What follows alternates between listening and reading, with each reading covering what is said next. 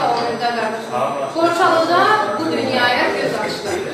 Oğuz soylu, nurlu bir Türk oldu yani.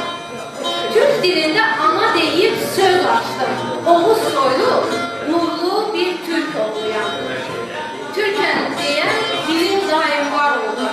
Tanrım özü Türk'e her an yar oldu. Ben dünyaya geldim. Düşünen kar oldu. Oğuz soylu, nurlu bir Türk oldu yani. En uca bayrak Türk'ün bayrağı. Oyadan neresi her uca dağılır. İnşallah şükür Allah vətən torpağı. Oğuz soylu, nurlu bir Türk oldu yani. Tarih boyu babam meydan okudu. İlme sözden halı okudu. Türk susarsa bilinliğin yutudur. Oğuz soylu, nurlu bir Türk oldu yani. Oğuz soylu, nurlu bir Türk oldu.